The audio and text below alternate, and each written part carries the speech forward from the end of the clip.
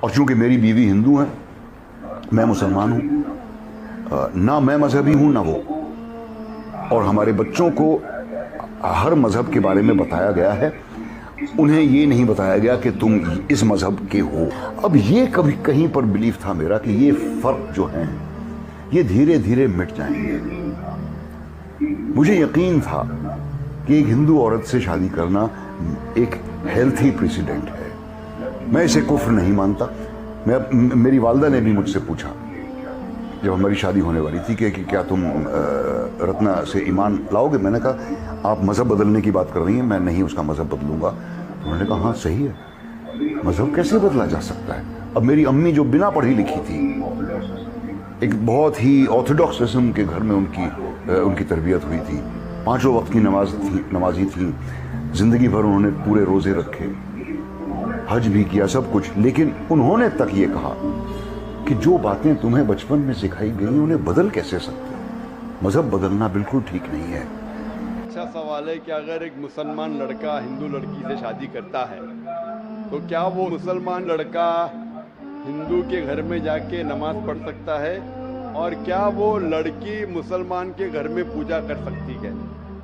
سب سے پہلے کچھ شرائط ہے ہر چیز کے۔ آپ اگر گاڑی رکھیں گے اور گاڑی کا ایک پہیہ رکھیں گے، سائیکل کا ایک پہیہ رکھیں گے، ٹریکٹر کا، تو گاڑی چلیں گی کیا؟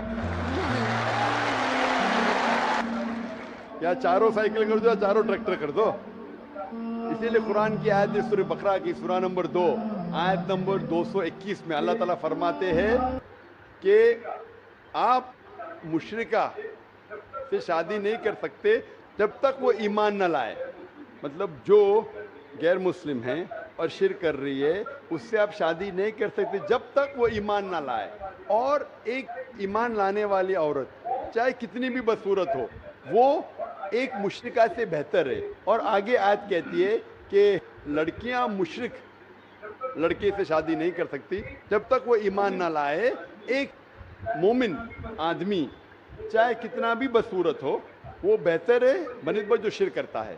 اس کی وجہ یہ ہے کہ اسلام میں لکھا ہے کہ اگر آپ خدا کے علاوہ کسی کو اور پوچھتے ہیں، کسی اور کی عبادت کرتے ہیں، یہ سب سے بڑا گناہ ہے۔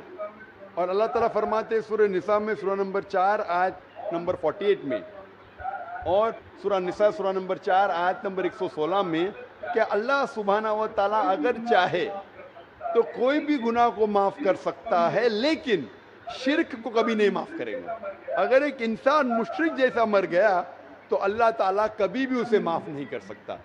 جس نے ہمیں زندگی دی، جس نے یہ ساری چیزیں ہمیں دی دنیا میں، اگر ہم اس کو گالی دیں گے، اس کے علاوہ کسی اور کی عبادت کریں گے، یہ شرک ہوا۔ تو اسی لیے اسلام میں اجازت نہیں ہے کہ ایک مسلم لڑکا یا لڑکی کوئی مشرک لڑکا یا لڑکی سے شادی کرے، یہ اجازت نہیں ہے۔ جہاں تک کہ سوال ہے کہ ایک عام مسلمان ہندو گھر میں نماز پڑھ سکتا ہے، اگر اس کے سامنے کوئی مورتی نہیں ہے تو نماز کہاں بھی پڑھ سکتا ہے اگر جگہ صاف ہے۔ اسی لیے شادی کے لیے شرط ہے کہ دونوں کا ایمان ہو۔ اور اگر آپ ہندو مذہب پڑھیں گے تو ہندو مذہبی کتاب میں بھی یہی لکھا ہے جو میں نے پہلے پیش کیا، پہلا جو سوال تھا بھائی صاحب کا، اور میں نے کہا کہ ہندو مذہب میں بھی یہی لکھا ہے، نا تس پتیماستی، اس ایشور، اس بھگوان، اس خدا کا نہیں، کوئی مورتی نہیں، کوئی فوٹوگراف نہیں، کوئی پینٹنگ نہیں، کوئی پورٹریٹ نہیں، کوئی آئیڈل نہیں، کوئی اسٹیچو نہیں۔ اگر یہ مان لے کہ کم از کم جو یکساں ہے ہندو اور اسلام کے مذہبی کتاب میں، کم از کم اس کے اوپر عمل کرے تو اکثر ہمارے مشکلات دور ہو جائیں گی۔ جو یکساں نہیں ہے اس کو کل ڈسکس کر سکتے ہیں۔ اور اگر آپ تحقیق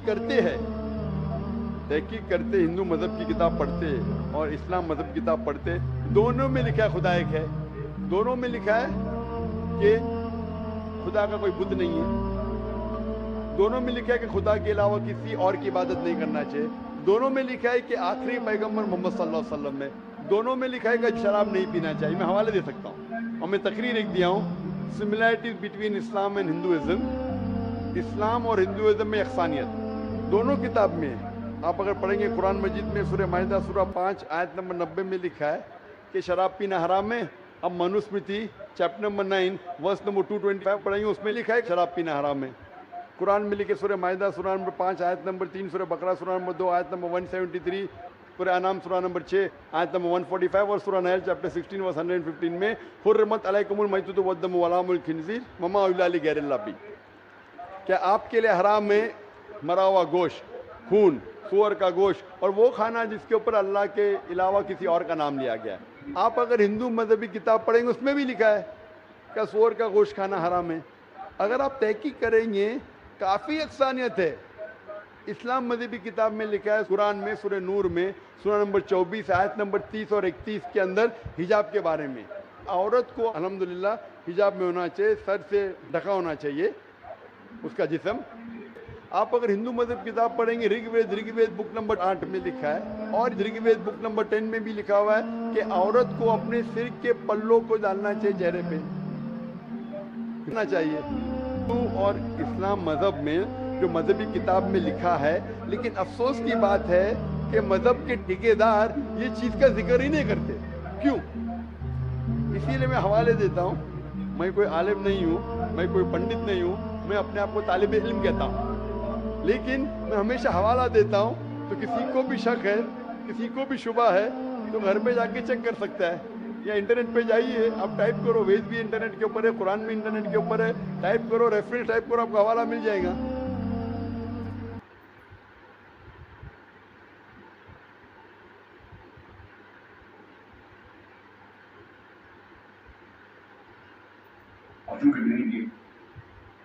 जी नाज़रीन, जैसा कि आपने देखा डॉक्टर ज़ाकिर नाइक साहब का बयान कि मुस्लिम और गैर मुस्लिम में कितना फ़र्क है, तो बहुत ही फ़र्क है।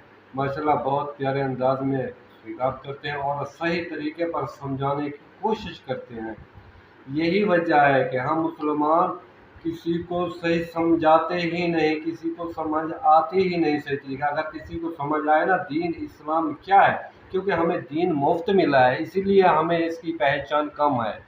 दीन की बहुत ही बड़ी अहमियत है, दीन को समझना ज़रूरी चाहिए। दीन को समझें और दीन पर चलना चलाना सीखें। ठीक है, उम्मीद है आपको वीडियो अच्छी लगी होगी। चैनल पर नए हैं तो चैनल को सब्सक्राइब, वीडियो को लाइक करना, शेयर करना मत भूलें।